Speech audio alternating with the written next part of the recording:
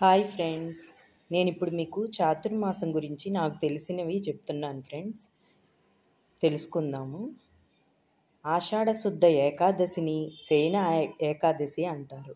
ఆ రోజు శ్రీ మహావిష్ణువు యోగనిద్రకి వెళ్ళే రోజు. ఆ రోజు నుండి కార్తీక ఏకాదశి వచ్చే వరకు ఆ 4 నెలలు కలిపి చాతుర్మాసం అంటారు. కార్తీక ఏకాదశి రోజున శ్రీ మహావిష్ణువు యోగనిద్ర నుండి మేల్కొనే రోజు. దానిని ఉద్దాన ఏకాదశి అని కూడా అంటారు. ఈరోజు గరుడ వాహనం మీద ఆసీనులయ్యి అందరికీ దర్శనమిస్తాడు స్వామి. అందరి కోరికలు నెరవేర్చే రోజు. శ్రీ మహావిష్ణువు మనిషి కాదు, ఆయన విశ్వమంతా వ్యాపించి ఉన్న ఒక శక్తి. అలాంటి శక్తి తనలోనే తాను అంతర్ముఖుడై ఉంటాడు. ఆ సమయంలో మనము కూడా అంతర్ముఖులమై ఉండాలి. అప్పుడు ఆ శక్తితో పాటు మనము కూడా కలవటానికి ప్రయత్నించగలం. ఈ వ్రతం చేస్తే మోక్షం వస్తుంది. ఈ 4 నెలలు చేసే మంచి పనులు మనకి మోక్షానికి మార్గం లభిస్తుంది. ఈ 4 నెలలు ఒంటిపూట భోజనం చేయాలి. శ్రీ మహావిష్ణువుని ధ్యానం చేయాలి. అనవసరమైన మాటలు మాట్లాడకూడదు. నామజపం చేయాలి. ఓం నమో నారాయణాయ. జై శ్రీరామ్.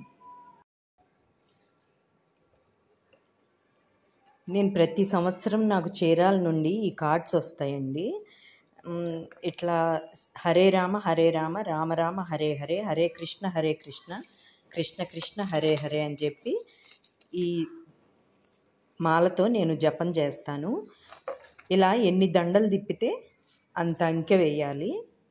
ఇదిగోండి చూడండి, నాకు చెప్పా కదా, ఆషాఢ శుద్ధ ఏకాదశి నుంచి కార్తీక శుద్ధ ఏకాదశి వరకు ఈ 4 నెలలు అన్నమాట. ఈ 4 నెలలు జపం చేసి ఏ రోజు ఎంత అంకె జపం చేస్తే అంత అంకె వేస్తానండి. ఇక్కడ వెయ్యాలి ఈ గళ్ళల్లో. ఈ 4 నెలలు ఈ జపం చేస్తాను నేను. అయితే ఈ 4 నెలలు నేను ఒక పూటే భోజనం, అంటే టిఫిన్లు తినచ్చు, భోజనం మాత్రం ఒక్కసారి తీసుకోవాలి రోజు మొత్తంలో. నేను ఈ 2 పాటిస్తానండి. ఈ చాతుర్మాసం ఎంత నామజపం చేస్తే అంత మంచిది ఫ్రెండ్స్.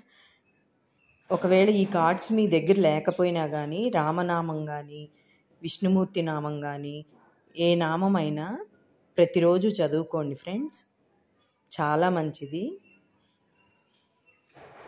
నా వీడియో కనుక మీకు నచ్చితే లైక్ చేయండి, షేర్ చేయండి, కామెంట్ చేయండి ఫ్రెండ్స్. ఓం జై శ్రీరామ్. ఓం నమో నారాయణాయ.